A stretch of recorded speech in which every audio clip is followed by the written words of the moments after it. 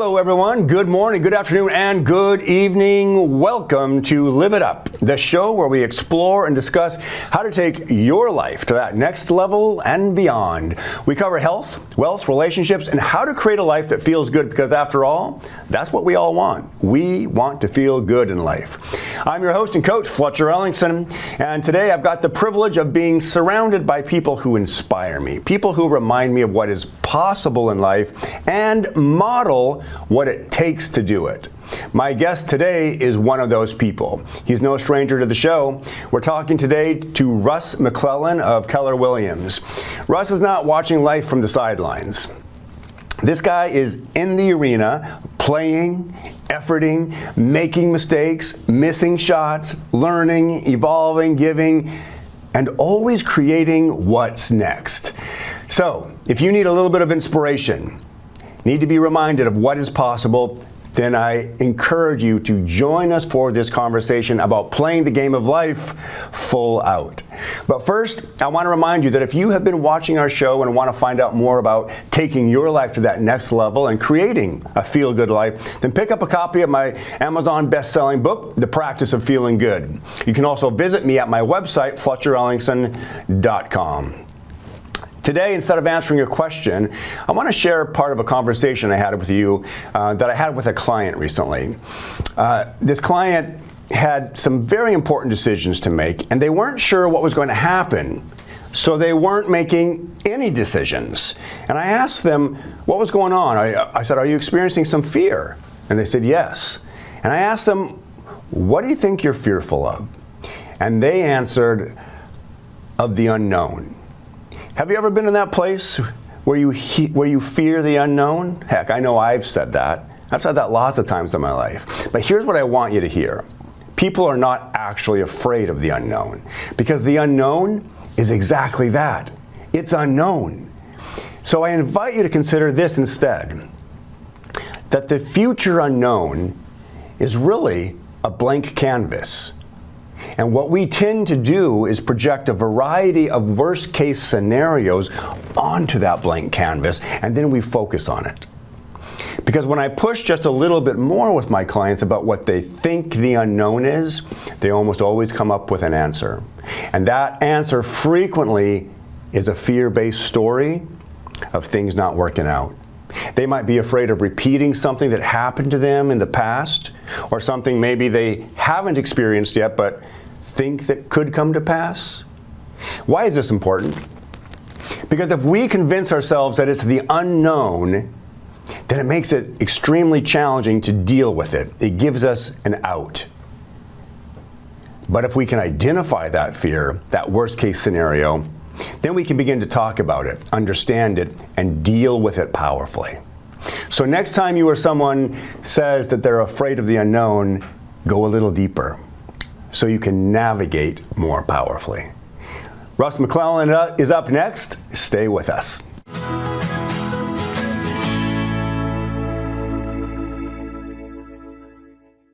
Hey everybody, welcome back to Live It Up. So glad you're here. So glad you're in this conversation. Why? Because we talk about important stuff here. We talk about inspiring stuff. We talk about things that you may not talk about in everyday conversations. So thanks for joining us. Today on the show, Mr. Russ McClellan. Good morning. Hi, Fletcher. Hey, hey, hey. Thanks for letting me back in the building. Yeah, you bet, man. You bet. It's been a couple years. Yeah, it has. It's been a couple years since you've been on. And so let's start off, first off, we got to start off with the wins. Yeah, right? Of course. Well, my grandsons are going crazy, so that's a win. Got a 6-year-old taking piano lessons and a 3-year-old trying to be a linebacker all at the same time, so it's weird how that works. Came out of the same people. I'm like, they're very different, which I love. You know, I love that. So being a grandpa is a win. Yeah. Married now for almost 3 years. That's a win. I started a podcast with some colleagues about a year ago. We've done almost, I think, 4 or 5 episodes. We'll have 52 episodes, so one a week for the last 40-some weeks. Right on. So I'd love to talk about that. But yeah, I mean, a lot of agents doing well through tough times. You know, through it's not super easy. Through tough times, through uncertain times, right? Yeah, I mean, isn't it always? Yeah. It's just really, there's blips of certainty, like when the rates are at 3%. I think a lot of real estate agents were like, yeah, it's a little easier. You know, money's half price. But generally speaking, easy is fleeting. There's not a lot of easy buttons. But I have seen some amazing growth in my friends, which are my agents. And to watch that blossom as a real estate broker and owner, you know, it's fun. Yeah, I mean, I was just at your office a few days ago, and we were meeting with your agents, and I remember, I mean, Nicole was Turner, like yeah. Amazing. nine transactions going, and I was just like, yes, that's awesome, right? Yeah. Like, yeah, it's so fun to see that personal growth, and it happens over time. Mm-hmm. You know, because one of the things you said there when we were meeting was, you know, some people, you come out with these grand ideas. You're a visionary, and you come out with these grand ideas, and in your mind, you have a different timeline than a lot of other people. That's a lesson, right? But what I love about it is some people really want that immediate gratification. Like, if I can't do it tomorrow, I'm not doing it. Well, it didn't work out. You have a different take on that. What's your take on that? Well, I believe, kind of, I said it before on your show, I think success is really not driven by money, first of all. I like different definitions for that, and it's up to you. But fulfillment is a better word. You know, what fulfills you, usually it's not money. I mean, a lot of times we need that. It's a necessary evil to have. But I mean, for example, if you said, I'm going to make $100,000, okay, well, how about help 14 families? You know, that kind of thing. At the end of the day, 99% mindset, 1% skill set. Yeah. And I think that's true in most things, but especially sales, because sales is working with these things called humans. There's a lot of emotion. Real estate's a high intensity game. The ones that I see flourish, they do just a couple things really well. They just are embracing their fear, their anxiety. In fact, Nicole actually shared a good take with me. She goes, you say you love anxiety. You wake up with anxiety, you go to bed with anxiety, you sleep with anxiety. And she goes, I don't like that definition, right? Like, it doesn't make sense to me. She goes, and her take was, there's two types of anxiety. There's the kind that helps you and that gets you excited and gets you up for the big game. And then there's the kind that paralyzes you and puts you into apathy. Yeah. So I started thinking about definitions as I'm speaking in general and trying to have conversations around mindset, or what you call the set mind, when really I think it's so fundamental. Once you break free of some of these things that are holding you back, which are just little tiny things.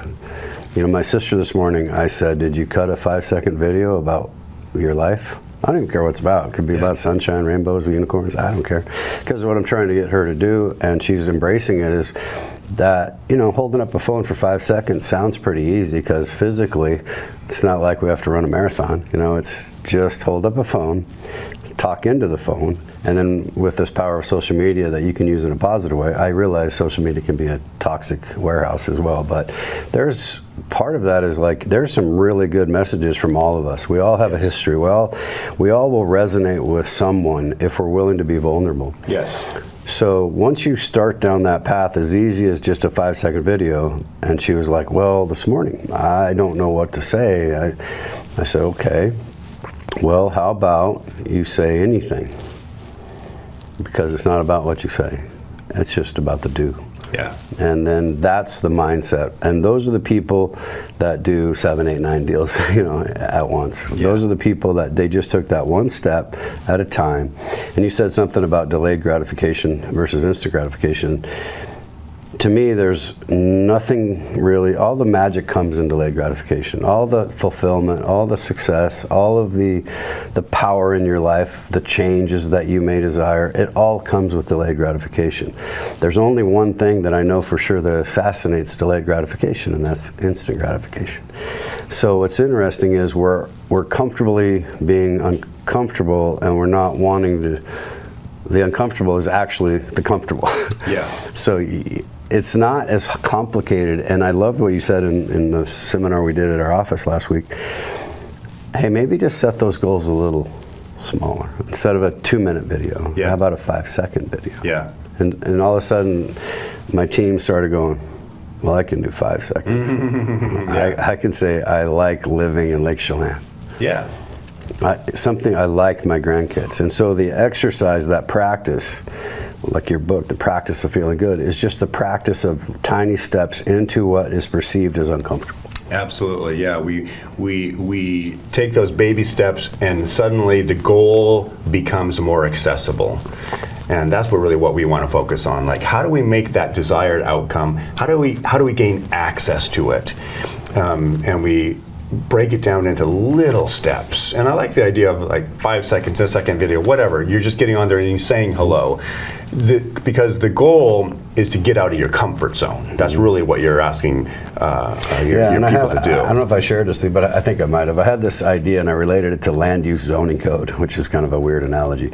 But I said, but they're realtors, right? So I'm trying to use realtor language. But I said, look, in a zoning code, you have an outright zoning. Okay, this is the minimum acreage size. Every zoning has got a set of rules that you can do this in that zoning. And then every zoning code has what's called a conditional use permit that is tied to the zoning code. So my analogy is this. When you step into your conditional use permit of your uncomfortability, sadly, it's not outside your uncomfort. It's still in your comfort zone. Your mind's just pretending that it's not. So it's like giving you a little win. But in reality, you're still under the umbrella of comfort. Yes. So you may not like it, but you'll do it because it's still, laundry. I don't really like laundry. It's out of my comfort zone, but it's still under the umbrella. Yeah. So what I'm trying to do is get you to go one half step past that. And you know what it's really about? Feeling good. It's really about self-esteem. It's really about feeling proud. It's really about feeling happy. And self-confidence, self-esteem often lead to being happy. But if you let your brain and your past habits, what you call the programming, run your show every day, it's designed to keep you there and protect you. Yes. So it feels weird to think like, oh, I just want to take one little step. That's not going to do anything. But man, that compound effect, it doesn't take long. And I'm just telling you, everybody that I've seen in real estate achieve fulfillment and success and happiness and self-esteem and self-confidence, they all are living every day just a little bit more into an area that has become inside their conditional use permit, but it wasn't always there. It's right. It's the capacity. Yeah, it's the capacity. And I love this conversation because, if you can get outside your comfort zone, it's going to be scary. You're going to sweat, you're going to feel uncertain, right? But if you do that a certain number of times, it then becomes certain. It becomes, you know what to expect. So you've expanded your capacity, and so you do that for a while, and then you're ready to go just a little bit further, right? And then the games you begin playing in life suddenly are much bigger than what you were playing. And it affects every part of your life. Yes. Because whether we like it or not, life throws curveballs. There's illness, there's tragedy, there's death, there's divorce, there's, it's the certainty it doesn't exist. Yeah. I mean, it's a nice theory. It's an illusion. It's an illusion. Yeah. And I just read something the other day that said that we have, on average, some neurologists or scientists was saying, about 60,000 thoughts a day, of which 90% of them are the same thoughts you had yesterday. Yes. And that's that software program. Exactly. And then I said, I try to meditate, right? And there's moments where I can meditate and I do yoga. My wife's a yoga instructor, so it's not like I have a lot of choice. I do yoga, but I love it too. It seems weird, but I do. And when I try to meditate, my mind just goes sideways. Like, it's hard. Like, that's uncomfortable. Like, try not to think about anything for 2 minutes. Yeah. And I'm like, I can do anything for 2 minutes. So I tell everybody else that, and then I try to meditate. My little ADHD squirrel brain's just going crazy. And then I was thinking, oh, my software doesn't like that virus. Those 90% of my 60,000 thoughts a day that I had since childhood, it doesn't like the idea of me rewriting the code. Yes. So it's like, stop it, stop it, stop it, stop it. Yeah, because to the program, you're like, dude, you are messing with my certainty. It's true. Right? So 100%. like your brain's like, hey, we've got this, Russ. Like, we can run your life without you. Just step back and hands off. Yeah. Yeah, pretty wild, it's right? Fun. I mean, I'll pick up my sister today because she works for me, and I'm very blessed, and I love her to death, and she's awesome. I mean, how far she's come from when we met 6 years ago and went back to business after I pulled out of retirement. It's amazing. But you remember, and we talked, she goes, I caught myself. Yeah. I was saying, I hate this song on the way to work. And she goes, wait a minute, I don't hate the song, that negative self-talk. I just would rather listen to some other song. And then right after that, she said, I know it's not a big deal. Like, whoa, time out. That's your programming trying to get you back. It's a huge deal. Yeah, it's a huge deal. So you go, look, I didn't have negative self-talk, and then right after that I had negative self-talk. And I'm like, don't let your brain do that. Like, you're in charge of your brain, not the other way around. Yeah. It just thinks it is because it's hardwired to protect you. Exactly, yeah. Discipline, the way I describe discipline, ultimately, it's the ability to influence your thinking. When we look at disciplined people, we're like, oh my gosh, they're so disciplined. They go to the gym so religiously. They do this. So those actions are a result of their ability to influence their thinking. And when we get that, ooh, that's a game changer. In anything, and in our business, helping people, I mean, if you can just kind of keep focus on that, when you catch yourself going backwards or being afraid of something, I love what you said, just take the goal down a couple notches and then just step one step forward. Yeah. And it's amazing how fast you can do well. And just be more confident as a person, and then when adversity strikes, you can use it to breed clarity instead of punching you into the ground. Yeah. So and that kind of, the podcast has taught me a lot, which is called Small Towns Unscripted. Oh, hold on there. Yeah. Let me interrupt there because I just realized we're way past time. Stay with us. We get carried away sometimes. We're going to come back and talk more about his podcast. Yeah, right on.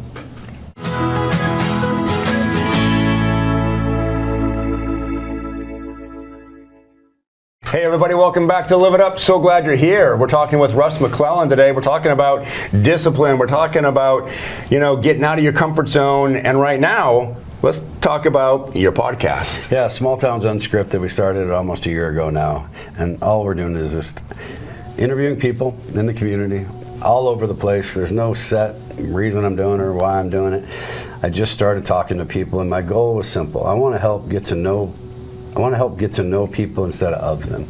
And consequently, it's resonating with people, where that's the first one, just unite people, because there's so much judgment around people, especially in small towns, because you have an anonymity in the city, right? You make a mistake and do something crazy, you just go change your job. You just go get a different bar or a different church or whatever it is. You can just vanish.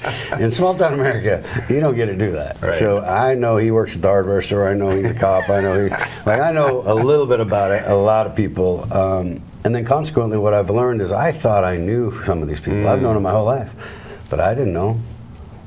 I might have known them in a specific point in time. Yeah. I might have known of them. Yeah. But people don't stay the same. Right. And I believe grace and forgiveness and generosity is all part of the business plan. So that's been a lot of fun. Plus, hey, let's face it, we are facing gentrification, right? There's a lot of people with money moving to our area. House prices are continuing to rise, which is a byproduct of supply and demand. That creates a lot of challenges for essential workers. There's an affordable housing issue. So there's some animosity, there's some polarization in these communities when there's an influx of people. Well, we're not going to be able to change the influx. But maybe we could start with, I believe that most people are really good people. Yeah, I love that premise. And so maybe we can just help unite each other a little bit by getting to know each other better through a podcast. Yes. So first of all, I love this, and thank you for the effort you're putting into this, because what you're doing is you're allowing a platform for people to share their story. And the most powerful thing in the world is a story. A story can unite or it can divide. It can create marriage or it can create divorce. It can create peace or it can create war. Yeah. Story. When we get to know somebody's story, there's an opportunity for connection, relatedness, understanding, and an opportunity, if we've been judgmental, it's an opportunity to drop our judgment because we suddenly get the full story. We get their take. So I love that you're doing this podcast to allow people to hear the stories and get to know the people in their community. Yeah, I mean, my kids are fifth generation from the Lake Chelan Valley, right? So I'm qualified to say I'm a local, I think. I also believe the person that moved here last month is a local.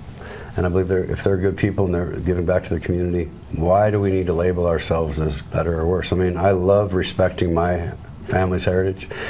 My grandmother came to Manson on a covered wagon. My dad's mom when she was 7 years old. I mean, talk about change. We've changed a little bit, right? Yeah. She lived to be 101. But that doesn't mean that we can't unite as a community at the same time if I believe the premise is the vast majority of people are good people. Yeah. Now, when you're on social media a lot, you see the polarization all the way to the federal level, right? It's toxic and it's angry sometimes.